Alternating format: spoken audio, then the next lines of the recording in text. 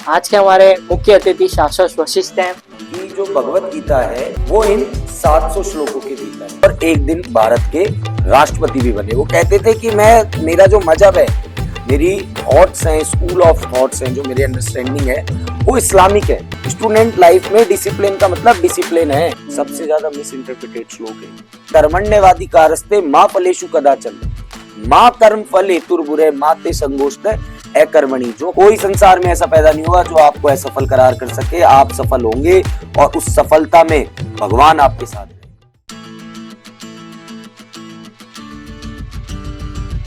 सभी को नमस्कार, मेरा नाम काव्य शर्मा है और मैं जेईसी यूनिवर्सिटी का फर्स्ट ईयर का जर्नलिज्म का छात्र हूँ। मेरे सहयोगी नमन गुप्ता जो आज के पॉडकास्ट में मेरे सहयोगी हैं। नमस्कार आप सभी को, मैं नमन गुप्ता जेईसी यूनिवर्सिटी का फर्स्ट ईयर का छात्र हूँ। आज के हमारे मुख्य अतिथि शाश्वत वशिष्ठ हैं जो जेईसी यूनिवर्सिटी में जर्नलिज्म डिपार्टमेंट में असिस्टेंट प्रोफेसर हैं। उनकी रिसर्च भगवत गीता में चल रही है और फैकल्टी कोऑर्डिनेटर हैं भगवत गीता के। सर, आपका पॉडकास्ट में आज बहुत बहुत स्वागत है। काव्य, बहुत बहुत धन्यवाद, आपने बहुत ही सुंदर इंट्रोडक्शन दिया। धन्यवाद सर। धन्यवाद। हमारा पहला प्रश्न जो है वो मेरे सहयोगी नमन को पूछेंगे शाश्वत सर से। नमन सर, तो मेरा पहला प्रश्न ये है कि भगवत गीता हमें क्या सिखाती है? देखिए, भगवत गीता एक समुद्र है और आप जितनी उसकी गहराइयों में जाएंगे आप उससे सीखते जाएंगे। हर जीवन के हर स्टेज में आप अलग अलग उसमें लर्निंग्स लेंगे। और भगवत गीता ऐसा नहीं है कि अर्जुन को सबसे पहली बार श्री कृष्ण भगवान ने सुना। जैसा कि आपको भी पता होगा, ये फैक्ट अगर नहीं पता तो आज आपको पता लग जाएगा कि जो भगवत गीता है वो सबसे पहले सूर्य भगवान ने किसको सुनाई? विष्णु भगवान ने सूर्य भगवान को सुनाई। सूर्य भगवान ने मनु को सुनाई और मनु ने इक्ष्वाकु वंश के राजा को सुनाई। अब इक्ष्वाकु वंश के राजा कौन है, क्या पता है आपको काव्य? जी सर, राम भगवान वंशज थे उनके। हाँ, भागीरथ, दशरथ, नहुष, ययाति, ये राम भगवान की जो पीढ़ी है वो इक्ष्वाकु वंश के नाम से जानी जाती है। द्वापर युग में भगवत गीता सुनाने का जो उद्देश्य था श्री कृष्ण भगवान का, वो ये था कि उसकी लर्निंग्स, जो उसकी टीचिंग्स हैं, वो कलयुग में जीवित रहे। और भगवत गीता का जो इम्पोर्टेंस है, सिग्निफिकेंस है, वो इतना पूरा विश्वव्यापी है कि आप इस उदाहरण से एग्जाम्पल में बताता हूँ आपको। बड़े बड़े रिनॉन्ड पर्सनैलिटीज है, अभी हम बात करेंगे आगे उनके बारे में। तो उन्होंने जो भगवत गीता से अचीव किया है या भगवत गीता से सीखा है, भगवत गीता के सार से, और जीवन के हर संभव पड़ाव में भगवत गीता ने उनकी मदद की है। क्या आप मेरे जवाब से संतुष्ट हैं या कुछ और जानना चाहते हैं? मेरा आपसे दूसरा प्रश्न ये कि जैसा आपने कहा कि भगवत गीता जो सर्वश्रेष्ठ पुस्तक है, तो उसी को लेकर है कि भगवत गीता एक सर्वश्रेष्ठ पुस्तक है, तो उसको सर्वश्रेष्ठ पुस्तक क्यों माना गया है इस पूरे संसार में? देखिए, पुस्तक अनेक है जी। वैदिक सनातन परंपरा में करें तो हमारे यहाँ तो पुराणों से लेके और उपनिषद, वेदांत, सब पुस्तक ही पुस्तक है। लेकिन भगवत गीता क्या है? भगवत गीता में श्री कृष्ण भगवान अर्जुन को बता रहे हैं कि वेदों का जो सार है वो इन 700 श्लोकों के भीतर है। समझ रहे हो मैं क्या कहना चाह रहा हूँ? भगवत गीता के अंदर 18 तो अध्याय है और 700 श्लोक है। तो जो भगवत गीता है वो 700 श्लोकों में आपको सारे वेद पढ़ा देगी। शिव पुराण, वायु पुराण, गरुड़ पुराण, भविष्य पुराण, स्कंद पुराण, गरुड़ पुराण, सारे पुराणों में जो सार निकलता है, एसेंस निकलता है, क्रक्स निकलता है, वो आप इन 700 श्लोकों में पढ़ सकते हैं। तो इसलिए भगवत गीता को बहुत ही इंपॉर्टेंस, एक दर्जा दिया गया है पूरे विश्व के अंदर कि बहुत ही महत्वपूर्ण पुस्तक है सनातन धर्म की। लेकिन सनातन का मतलब क्या है? प्राचीन, जो सबसे पुराना है, जिसका ना कोई आदि है ना अंत है। पता होगा आपको सनातन का मतलब, आप जानते होंगे, कल्चरल एजुकेशन में पढ़ाया है आपको, ऐसी बात नहीं है। नहीं सर। तो सनातन जो है, सनातन की एक पुस्तक है और ये मनुष्य जाति के लिए, ये किसी धर्म के लिए नहीं है कि इस्लाम के लिए है, कुरान सिर्फ इस्लाम के लिए, बाइबल सिर्फ क्रिश्चियनिटी के लिए, सब में ह्यूमैनिटी का लेसन है। लेकिन भगवत गीता पूरी मनुष्य जाति के लिए है। तो मनुष्य जाति के लिए है कि how to you live your life in a prosper and happiness.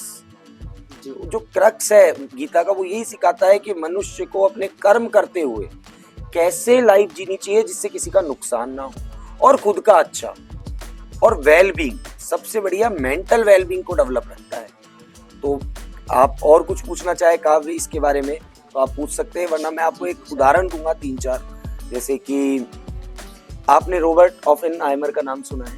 जी, ये वो शख्स है जिन्होंने दुनिया में पहली बार परमाणु बम बनाया था। बिल्कुल सही है आपकी जानकारी, लेकिन आपने कभी रॉबर्ट ओपेनहाइमर और भगवत गीता के बारे में पढ़ा है? जब उन्होंने फर्स्ट टाइम एटम बॉम्ब का परीक्षण किया तो उनके मुंह से 4 लाइनें निकली कि मुझे ऐसा लग रहा है कि आज मैं अर्जुन बन गया हूं और श्री कृष्ण भगवान मुझे शिक्षा दे रहे हैं। जी। मुझे ऐसा फील हो रहा है कि कुछ लोग रोएंगे, कुछ लोग सफर करेंगे। भाई I remembered the line from the Hindu scripture, the Bhagavad Gita. Vishnu is trying to persuade the prince that he should do his duty, and to impress him takes on his multi-armed form and says, "Now I am become death, the destroyer of worlds." I suppose we all thought that one way or another. भाई atom bomb डालोगे किसी देश पे, Japan पे atom bomb डाला तो लोग मरे ना। आज भी दीवारों पे वहां पे चित्र हैं उनके, उनकी छाया छप गई दीवारों पे, ठीक है। तो उन्होंने कहा कुछ लोग मरेंगे, कुछ लोग सफर होंगे, लेकिन मेरी मातृभूमि के लिए मुझे ये करना पड़ेगा। कर्मयोग हुआ ना रॉबर्ट ओपेनहाइमर का, तो उससे रॉबर्ट ओपेनहाइमर भगवत गीता से बहुत प्रभावित थे और भी उन्होंने बहुत वैदिक ग्रंथ पढ़े। उत्तराखंड में भी रह के गए वो, कसार देवी अल्मोड़ा की तरफ। और एपीजे अब्दुल कलाम के बारे में आपने सुना है? जी सर, वो भारत के पूर्व राष्ट्रपति रह चुके हैं और इस्लामिक थे, बट उन्होंने भी भगवत गीता पढ़ी अपने जीवन में। क्या उनको आपको उनकी जीवन की स्टोरी पता है? सर इतना नहीं पता, बट उनका जो पालन था वो उधर मैं ज्यादा तमिलनाडु में समय ना लेते हुए मैं बताता हूँ आपको। शुरू में इनिशियल डेज में अब्दुल कलाम पायलट बनना चाहते जी सर। तो उनको पायलट में वो पास नहीं हो पाए, तो उससे बहुत डिसअपॉइंट हुए और वो ऋषिकेश गए और उन्होंने वहाँ पे आत्महत्या का, सुसाइड का प्रयास किया। तो वहाँ उनको सरस्वती गिरी महाराज ने रोका और सरस्वती गिरी महाराज और शिवानंद महाराज ने उनको भगवत गीता की शिक्षा दी 6 साल तक। और उसके बाद क्या हुआ, इसरो में आए वो मिसाइल मैन। कौन सी मिसाइल बनाई है उन्होंने? आकाश। हाँ, वेरी गुड। तो मिसाइल मैन बने वो भारत के, और एक दिन भारत के राष्ट्रपति भी बने। वो कहते थे कि मेरा जो मजहब है, मेरी थॉट्स हैं, स्कूल ऑफ थॉट्स हैं, जो मेरी अंडरस्टैंडिंग है वो इस्लामिक है, लेकिन जो मेरा कर्म है वो सनातनी है।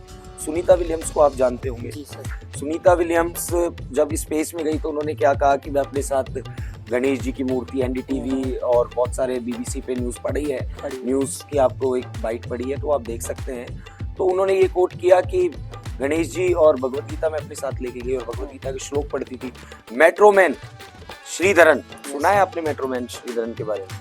उन्होंने एक इंटरव्यू दिया था 2006 या 2007 के अंदर एनडीटीवी को। उसमें उन्होंने बताया कि जो भगवत गीता है वो मेरे जीवन के हर फेज के अंदर, मैं अपनी जीवन में 35 साल की उम्र से भगवत गीता पढ़ रहा हूँ और उनकी उम्र हो गई थी उस टाइम 65 वर्ष, तो 30 सालों तक उन्होंने कंटिन्यूअसली भगवत गीता पढ़ी। तो उनके हर जीवन के अलग अलग पड़ाव पे भगवत गीता ने उनको वैसी ही नॉलेज दी। और वो कहते हैं मैं 5 बजे उठ जाता हूँ डेली और 2 श्लोक पढ़ता हूँ भगवत गीता के, तो 1 साल में मेरी भगवत गीता कंप्लीट हो जाती है। तो ऐसे उन्होंने 30 बार भगवत गीता पढ़ ली। तो आप सोचो, उनके अंदर पूरा दिल्ली का मेट्रो का सिस्टम उन्होंने खड़ा किया। ऐसा एक नहीं, बहुत एग्जाम्पल है। देते देते पूरा पॉडकास्ट खत्म हो जाएगा, समय हमारे पास सीमित है। स्वामी विवेकानंद ले जैसे, और एल्बर्ट आइंस्टीन, उन्होंने कोट किया कि मैं अपने जीवन के पहले अगर 60 साल से पहले भगवत गीता पढ़ लेता तो मैं और भी डिस्कवरी कर सकता था। महात्मा गांधी, सब जानते हैं भगवत गीता से उनका प्रेम। सुषमा स्वराज, वो तो ये कहती थी कि इसको राष्ट्रीय पुस्तक बना दो भगवत गीता को, बट पॉलिटिक्स की वजह से वो नहीं बन पाई।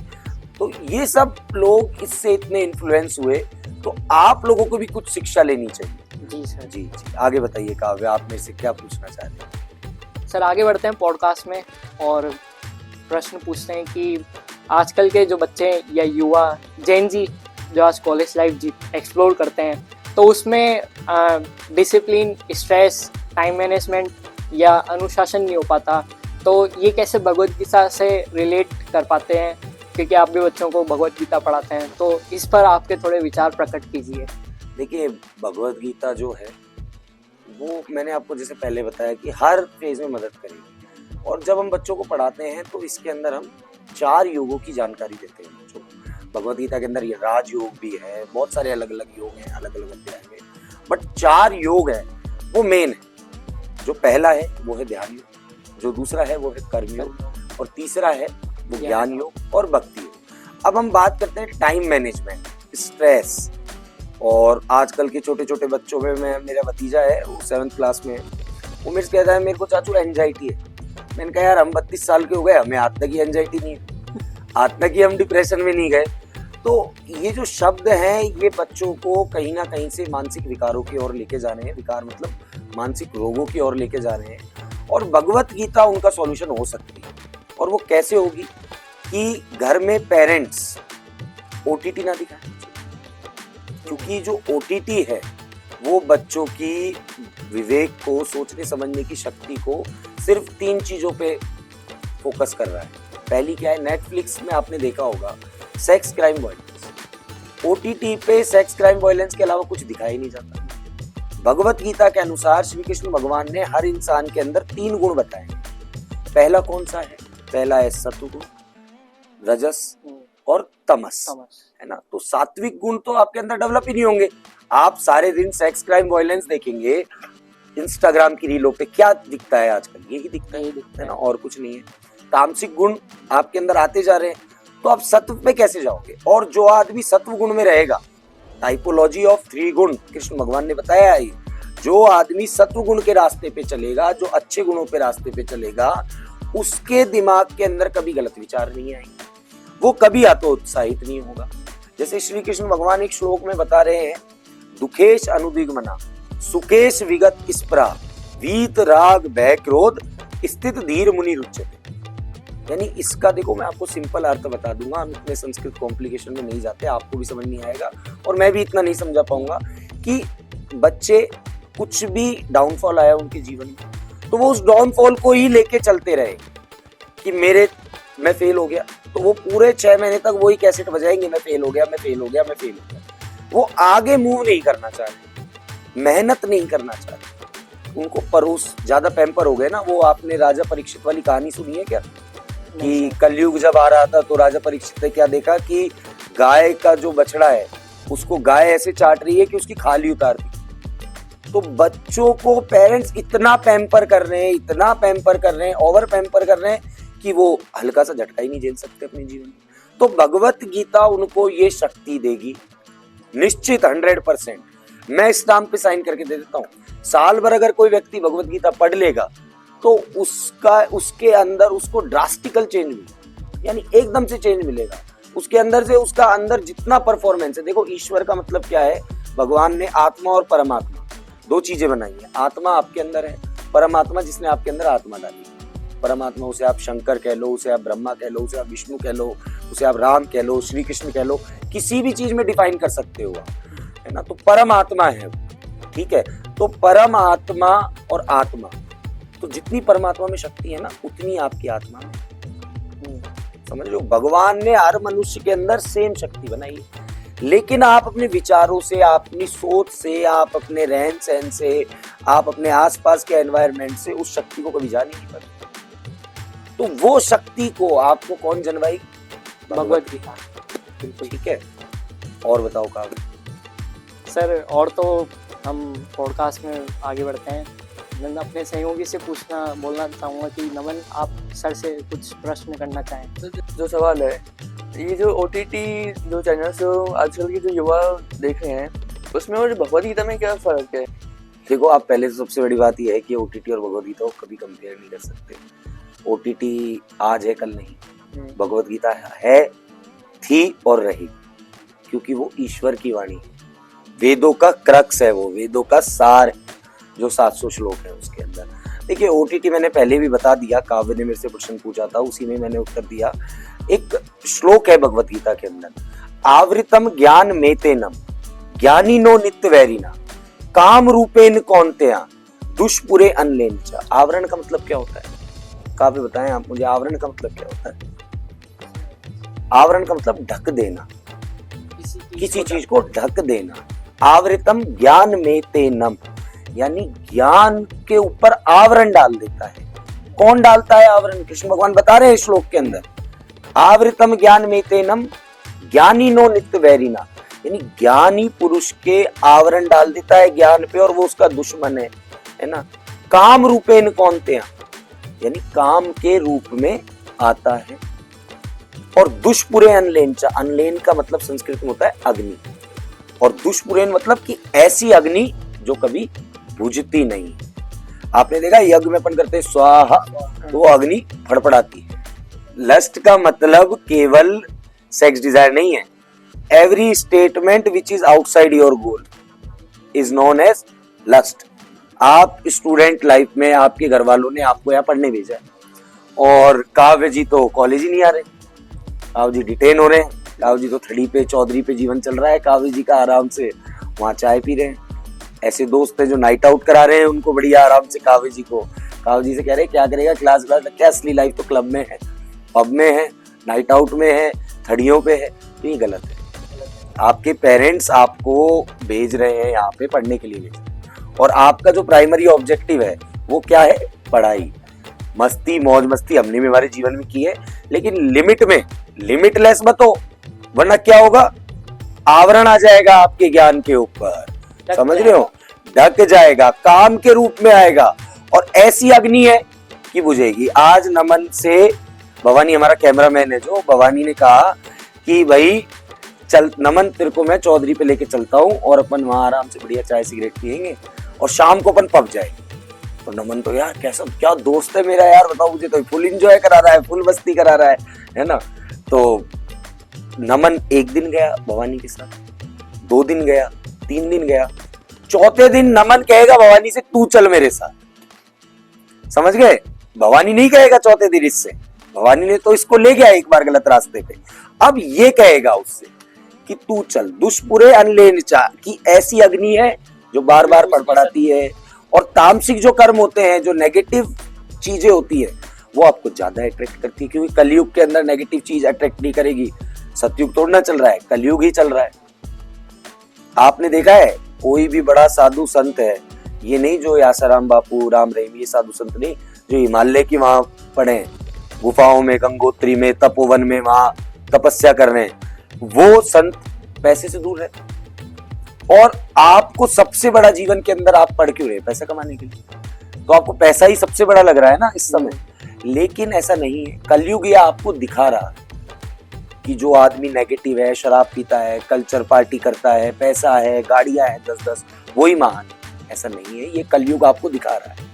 ठीक है, तो ओटीटी को मैं तो ये चाहता हूँ कि सुप्रीम कोर्ट ने, आपको शायद जानकारी होगी, पत्रकारिता के स्टूडेंट हैं आप, कि चैनलों पे एक्शन लिया है कि ये कंटेंट क्यों चला रहे हो आप, इस कंटेंट को हटाओ, है ना। तो सुप्रीम कोर्ट ने भी डिसीजन ले लिया है और मैं तो चाहता हूं कि भारत सरकार नेटफ्लिक्स जैसे प्लेटफॉर्मों को बंदी कर दे, जिससे जो हमारे देश का युवा है वो पाश्चात्य संस्कृति की ओर ना जाए। सनातन के जो हमारे ग्रंथ हैं, जैसे शिव पुराण हो गया, वायु पुराण हो गया, रामायण हो गया, तुलसीदास की रामचरितमानस हो गई, और भी स्कंद पुराण है, वेदांत है, इनको पढ़े, भगवत गीता को पढ़े, तो उनको कुछ ज्ञान की प्राप्ति हो। क्योंकि लाइफ की हर स्टेज टेम्परेरी है। आज काव्य आज से 10 साल पहले क्या था? छोटा बच्चा था 15 साल पहले। काव्य के अंदर कोई स्वार्थ नहीं था, भगवान का रूप था। काव्य बड़ा हुआ, 18 साल का आया, टीनेज हुआ, तो काव्य को बहुत चिंताएं हो गई कि मेरे को ये करना है, वो करना है ना। तो काव्य अपने कैरियर पे फोकस करने लग गया, तो कैरियर पे फोकस किया। फिर काव्य अब थोड़े दिन बाद, 5-7 साल बाद काव्य का कैरियर बन जाएगा, तो काव्य की शादी हो जाएगी, है ना। नमन की भी शादी हो जाएगी, फिर वो गृहस्थ जीवन में चले जाएंगे। ठीक है, फिर लास्ट में क्या होगा? हमारे यहाँ पे सनातन में क्या 4 स्टेप बताए, गृहस्थ में आ गए, अब आप जाओगे वानप्रस्थ की ओर, सन्यास की ओर। 50-60 साल बाद 4 धाम घूमो, योग करो और मंदिरों के दर्शन करो, अपनी शक्तिपीठ है इनके दर्शन करो। फिर उसके बाद आपकी समाधि मोक्ष यानी आपका जो शरीर है नश्वर ये जल जाएगा, साथ क्या जाएगा? ज्ञान। ज्ञान और आपके कर्म आपके साथ जाएंगे। तो भगवत गीता उसी ज्ञान को और उसी कर्म को आपको सिखाती है। ये शरीर की हर स्टेज टेम्परेरी है, ज्ञान परमानेंट है, और ओटीटी से वो ज्ञान हमें नहीं मिल रहा है। ठीक है, देखो एक बहुत बड़ा एग्जांपल बताता हूँ मैं। मैकॉली का नाम सुना होगा आपने? मैकॉली था, वो मैकॉले आया इंडिया के अंदर और उसने सारे संस्कृत गुरुकुल बंद कर दिए, क्योंकि हमारी जो भाषा है वो बहुत ही वैज्ञानिक भाषा है संस्कृत, और हिंदी उससे निकली है। और the mother of all languages is Sanskrit.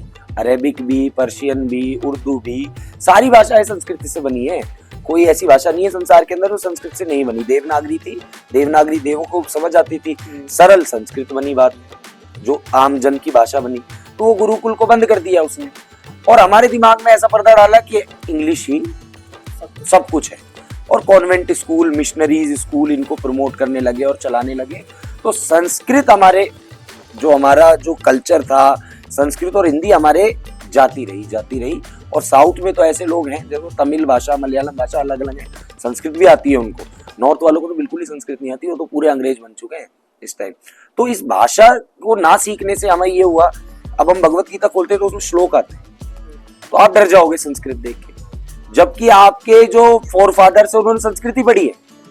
ये तो आप अभी 1823 के बाद जब मैकॉली एजुकेशन पॉलिसी लाया, जब इसने ये किया, तो इंग्लिश ग्लोबली भाषा है, आपको सीखनी चाहिए, बहुत ही अच्छी लैंग्वेज है। आप वर्ल्ड वाइड अगर आप बिजनेस करना चाहेंगे तो आपको अडॉप्ट करना ही पड़ेगा इंग्लिश को। आप कहीं भी एंटरप्रेन्योर बनना चाहेंगे, जर्नलिज्म में भी इंग्लिश आपको अडॉप्ट करनी पड़ेगी, इसमें तो कोई डाउट ही नहीं है, क्योंकि ग्लोबल लैंग्वेज है, हर जगह अंग्रेजों ने राज किया है। बट संस्कृत हमारे कल्चर को, रूट को तो मत छोड़ो, उसको तो पढ़ना स्टार्ट किया। कर रही है न्यू एजुकेशन पॉलिसी में मोदी जी बदलाव ला रहे हैं, बच्चों को भगवत गीता पढ़ाना स्टार्ट कर दिया है 3rd 4th क्लास में।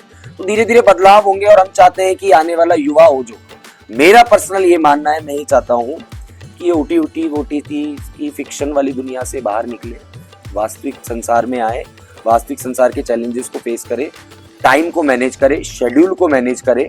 आप बाबा रामदेव को जानते हो? कौन है बाबा रामदेव? सर वो योगी हैं और साथ ही योग करते हैं। क्या होता है नमन? योग का मतलब क्या होता है? सर शरीर के अंगों को जोड़ना। सिर्फ शरीर के अंग को जोड़ना? शरीर के अंगों को कैसे जोड़ोगे? सर जोड़ना नहीं सर, मतलब अपने, मैंने आपसे पूछा योग शब्द का मतलब क्या है? सिर्फ जोड़ना।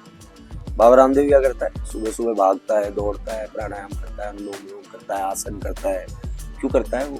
वो प्रकृति से अपने आप को जोड़ रहा है, श्वास की प्रक्रिया से, प्राणायाम से वो स्पिरिचुअल एनलाइटमेंट ले रहा है, या फिर जो भी है। तो बिजनेस खड़ा कर लिया बाबा रामदेव ने, वो बात अलग है, लेकिन टैलेंट तो है। तो प्राणायाम करते हैं, अपने आप को जोड़ रहे हैं, शरीर को फिट कर रहे हैं। ऐसे ही छात्र को भी जोड़ना चाहिए अपने आप को।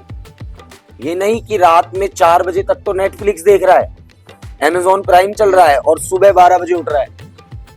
मैंने एक एग्जाम्पल दिया था क्लास में, शायद आपको याद ना हो, कि उगते हुए सूरज की फोटो लगाने से और दौड़ते हुए घोड़ों की फोटो लगाने से सफलता नहीं आएगी। आपको सफलता के लिए सूरज से पहले उठना होगा और घोड़ों से तेज दौड़ना होगा। समझ रहे हो मेरी बात को? क्या कहना चाह रहा हूं मैं, कि टाइम और शेड्यूल इतना इंपॉर्टेंट है। मैं अपने जीवन में शायद ही कोई ऐसा दिन होगा 20 साल से जो 5 बजे के बाद उठा। 5, साढ़े 5, 5, साढ़े 5, 5, साढ़े 5 उठ जाता हूं मैं। ऑटोमेटिक मेरा ऐसा शेड्यूल हो गया है, और फिर मैं उस एनर्जी को फील करता हूं कि पूरा दिन कितना लंबा होता है। एक आदमी 12 बजे उठ रहा है, ना उसने ब्रेकफास्ट किया, ना वो लंच प्रॉपर कर पाएगा, ना वो इवनिंग को एंजॉय कर पाएगा, वो रात को एंजॉय कर रहा है। भाई भगवान ने रात सोने के लिए बनाई और दिन जगने के लिए बनाया। तो ब्रह्म मुहूर्त में उठो। ब्रह्म मुहूर्त में नहीं उठ सकते, 5:30, 6, 6:30 तक उठो, लेकिन अपने टाइम को मैनेज करो कि मुझे इस टाइम ये करना है तो करना ही है। स्टूडेंट लाइफ में डिसिप्लिन का मतलब डिसिप्लिन है। अगर आप डिसिप्लिन वाले ट्रैक से बाहर निकले तो आप अपने करियर के साथ खिलवाड़ कर रहे हैं और अपने पेरेंट्स के साथ भी खिलवाड़ कर रहे हैं। और सर ये जो आप लास्ट में कंक्लूजन क्या देना चाहेंगे? किसके लिए कंक्लूजन दूं? जो आपके लिए या सभी स्टूडेंट्स के लिए? सभी स्टूडेंट्स है, युवाओं के लिए। युवाओं के लिए। अच्छा, युवाओं के लिए देखो मेरा यही कंक्लूजन है, सिंपल शॉर्ट 2 मिनट में कंक्लूड कर देता हूँ भगवत गीता को, कि 4 योगों का महत्व बताया है भगवत गीता में। छात्र जीवन के अंदर। पहला योग मैंने आपको बताया था ध्यान योग। ध्यान करोगे असंशय महाबाहो मनो दूर निग्रह चला। अभ्यासेन तु कौन्तेय वैराग्येन च गृह्यते। इसका मतलब क्या है कि जो मन है ना, सूर्य के प्रकाश को भी धरती पे आने के लिए 2.5 मिनट लगता है, लेकिन नमन के मैं ऐसे टच कर दूंगा, नमन को पता लग गया 1 सेकंड से भी पहले। तो ये जो मन है ना, ये प्रकाश की गति से भी, पानी की गति से भी और हवा की गति से भी तेज चलता है। असंशय महाबाहो मनो दूर निग्रह चलम, यानी बहुत फास्ट है, लाइटिंग स्पीड से भी फास्ट है इसकी स्पीड। अभ्यासेन तु कौन्तेय, कृष्ण भगवान कह रहे हैं अर्जुन से कि अभ्यास कर कुंती के पुत्र और वैराग्येन च गृह्यते, वैराग्य ले। अब स्टूडेंट लाइफ में वैराग्य वो मोदी जी वाला वैराग्य नहीं कि झोला उठा के चल देंगे, वो वाला वैराग्य नहीं लेना आपको। आपको वैराग्य लेना है नेगेटिव थॉट से, कुसंगति से, बैड एलिमेंट्स। कोई अगर आपको डिस्ट्रैक्ट करना चाह रहा है तो उसका साथ छोड़ दो, वो आपका सच्चा दोस्त है ही नहीं। अगर कोई आपको मोटिवेट कर रहा है, आपके अच्छे काम के लिए अप्रेज कर रहा है, अब जर्नलिज्म के स्टूडेंट है, नमन से कह रहा है कि चल नमन अपन तो यार वहाँ P2C करके आते हैं, अपन एक यूट्यूब चैनल बनाते हैं, आप तो शायद न्यूज़पेपर भी एक चला रहे, ई न्यूज़पेपर क्या नाम है उसका, भारत 360 डिग्री। भारत 360 डिग्री में आपको कुछ सिखाना चाह रहा है काव्य, ये आपका सच्चा दोस्त है, थड़ी पे ले जाने वाला नहीं, नाइट आउट कराने वाला नहीं, गलत आदतों में वाला नहीं। तो इस दिमाग को आपको अभ्यास करके ट्रेन करना पड़ेगा। इसको ट्रेन कर लिया ना एक बार तो फिर फर्क नहीं पड़ेगा। तो अभ्यास करके ट्रेन कैसे करोगे? टाइम मैनेजमेंट, सिंपल सा, और वैराग्य गलत चीजों से। ठीक है, तो ये हो गया ध्यान। ध्यान में आप मेडिटेशन करो, जिम करो, योग करो, वॉक करो, साइकिलिंग करो, स्विमिंग करो, एक्रोबेटिक एक्सरसाइजेस करो, एरोबिक एक्सरसाइजेस करो, कुछ भी करो। एक्टिविटी करना जरूरी है शरीर में। अगर आप नहीं करोगे तो आपको अपने शरीर की ढलता हुआ नजर आएगा। और देखो, ध्यान से आपका दिमाग तेज हो जाएगा, आप रेगुलर प्रैक्टिस करोगे तो। इसके बाद क्या आता है? कर्मयोग। कर्मयोग का वो श्लोक है ना, कर्म कर फल की इच्छा मत कर, सबसे ज्यादा मिस इंटरप्रिटेड श्लोक है युवाओं के अंदर। मैं आज कर्म कर रहा हूँ, मैं आपको पढ़ाने आता हूँ, JCRC वाले कहते कि भाई सैलरी क्या जरूरत है, क्या करोगे सैलरी लेके? गुरु जी पढ़ाओ, ये तो कर्म है आपका, आजीविका के लिए तो चाहिए ही ना सैलरी। तो पूरा श्लोक ये इस प्रकार है, कर्मण्यवादी कारस्ते माँ फलेषु कदाचन, माँ कर्म फल हेतुर्बुरे माते संगोष्ठ अकर्मणि। जो कर्म करो उसको ईश्वर के चरणों में डाल, चिंता मुक्त होके कर्म करो। चिंता युक्त विदाउट वरी कर्म करोगे तो उसको, आपको उस ऑब्जेक्टिव को, उस एम को आप निश्चित पालोगे। और जहां आप चिंता करोगे, उसी चीज के बारे में डिस्कस करते रहोगे, चिंता करते रहोगे, तो वो कर्म का पोटेंशियल घट जाएगा। अगर आपसे कोई गलत कर्म हो गया, भूल जाओ, हमें आगे और अच्छे कर्म करने हैं। समझ रहे हो? देखो एक एग्जांपल बताता हूँ मैं, कर्म का कितना बड़ा विधान है। आपने मंडूक ऋषि के बारे में तो नहीं सुना होगा, भीष्म पितामह के बारे में आपने सुना होगा। कौन थे नमन भीष्म पितामह? कौन थे भीष्म पितामह? भीष्म पितामह जो थे वो जो पांडवों कौरवों का वंश था और राजा शांतनु और गंगा पुत्र थे। उन्होंने प्रतिज्ञा ली थी कि वो कभी भी सिंहासन पर नहीं बैठेंगे और कभी भी शादी नहीं करेंगे। गंगा पुत्र थे भीष्म, उन्होंने आजीवन हस्तिनापुर के लिए प्रतिज्ञा ली। उन्होंने गलती से एक सांप को अपने तलवार से मार के और साइड में कर दिया था, बीच में बाण घुसे शरीर के अंदर, उन बाणों की सैया पे रहना पड़ा। धरती पे ही स्वर्ग नरक है, कुछ नहीं है। भगवत गीता में क्लियर बता रखा है श्री कृष्ण भगवान ने, यही भुगतोगे। और अगर नहीं भुगत पाए पूरे तो अगली योनि में जाके भुगतोगे, भोगना तो पड़ेगा 100%। जब भीष्म भी नहीं बच पाए तो आप किस खेत की मूली हो? समझ रहे हो बात को? तो कर्म अपने अच्छे करो। जिस दिन आप अपने कर्मों से डर गए ना, उस दिन आपको संसार में कोई नहीं डरा सकता। तो ध्यान, कर्म। अब कर्म करने के लिए आपको ज्ञान की आवश्यकता पड़ेगी, तो ज्ञान योग का बहुत महत्व है। अगर आप ज्ञान योग ढंग से करेंगे तो आप नॉलेज लें, जहां भी जाए नॉलेज लें, नॉलेज के बिना कुछ नहीं। और लास्ट है जो भक्ति योग। अब आपके पास ध्यान से आपका दिमाग शार्प हो गया है, ज्ञान कर्म आपके अच्छे हो गए, ज्ञान आप में आता जा रहा है। चौथा जो भक्ति योग है, भक्ति योग में श्री कृष्ण भगवान क्या कह रहे हैं? पत्रम पुष्पम फलम तोयम यो में पृच्छन्ति तदम भक्तु प्रतम शामी प्रत्यात्मन। इस श्लोक का जो मतलब है वो ये है, पत्रम पुष्पम फलम तोयम का मतलब क्या होता है कि भगवान कह रहे हैं, श्री कृष्ण भगवान अर्जुन से, कि ये जो बड़े बड़े चढ़ावे चढ़ाते हैं ना लोग बाग, करोड़ों रुपए चढ़ा दिए, ये कर दिया वो कर दिया, इनकी मेरे दिल में कोई जगह नहीं है। क्लियर बात बता रहे। पत्रम पुष्पम फलम तोयम, एक फल दे देगा कोई मुझे, एक बील का पत्र चढ़ा देगा, एक चावल का दाना चढ़ा देगा। भक्त्युप्रतम श्रामी प्रत्यात्मने, यानी भक्त का भाव इंपॉर्टेंट होना चाहिए। नमन गया मंदिर, श्यामनगर में रहता है ना नमन, श्यामनगर सोडाला के पास ही तो रहते हो आप, वहां नमन गया मंदिर, गोविंद देव जी मंदिर गया, और नमन के दिमाग में चल रहा है कि 10 दिन से ये लड़की गोविंद देव जी के मंदिर में आती है, तो मैं इसका पीछा पीछा करते हुए गोविंद देव जी के मंदिर जाऊं। भाव बदल गया ना, भगवान कुछ नहीं देंगे, जूते और खाओगे। ठीक है, समझ रहे हो क्या कहना चाह रहा हूं मैं। तो नमन बैठा है नमन के मंदिर में भगवान के सामने हाथ जोड़ के, और नमन का मन कर रहा है कि भाई यार बाहर जाते तो मैं सैंडविच खाऊंगा, बाहर जाते मैं समोसा खाऊंगा, बाहर जाते मैं कोल्ड ड्रिंक पीऊंगा, बाहर जाते LMB में टिकिया खाऊंगा, ये करूंगा मैं, शाम को क्लब जाऊंगा। कभी फल नहीं मिलेगा। भक्त का भाव इंपॉर्टेंट होना चाहिए। जिस टाइम आप भगवान की शरण में जा रहे हो, चाहे दिन में 30 सेकंड ही जाओ, भाव होना चाहिए, कंप्लीट डेडिकेशन होना चाहिए। तो स्टूडेंट लाइफ के अंदर ध्यान योग, कर्म योग, ज्ञान योग, भक्ति आपको मार्ग देगी। कोई संसार में ऐसा पैदा नहीं हुआ जो आपको असफल करार कर सके। आप सफल होंगे और उस सफलता में भगवान आपके साथ रहे। तो यही भगवत गीता का सार है। यही सभी स्टूडेंट को मैं सलाह देना चाहूंगा कि अपने सनातन को माने, और सनातन के अंदर जो देवी देवताएं हैं ये किसी ना किसी प्रभाव से आपके जीवन पे असर करते हैं। चाहे हमारे 9 ग्रह हो, चाहे हमारे 33 कोटि के देवी देवता हो, चाहे उनकी लिखी हुई भगवत वेद हो, चाहे उनकी लिखी हुई भगवत वाणी हो, और चाहे कृष्ण भगवान की कही हुई 700 श्लोकों की हो। तो बस इतना ही मैं कहना चाहूंगा। बाकी आप अगर मुझसे कोई सवाल पूछना चाहते हैं तो you are free to answer. Sir, तो जो ये सवालों का सिलसिला था वो यही समाप्त करते हैं। हमें समझ में आया कि भगवत गीता हमें पढ़नी चाहिए, जितना भी आपने बताया, और आगे भी छात्र जीवन में भगवत गीता सब समझ पाएँ। तो धन्यवाद, और आप हमारे मुख्य अतिथि थे इस पॉडकास्ट के लिए। अपना कीमती समय देने के लिए बहुत बहुत धन्यवाद। धन्यवाद। तो इसी पॉडकास्ट को हम यहीं ख़त्म करते हैं। एक बार फिर हम अगले पॉडकास्ट में एक बार फिर नए मुख्य अतिथि के साथ आएंगे। तब तक के लिए धन्यवाद। हर हर महादेव।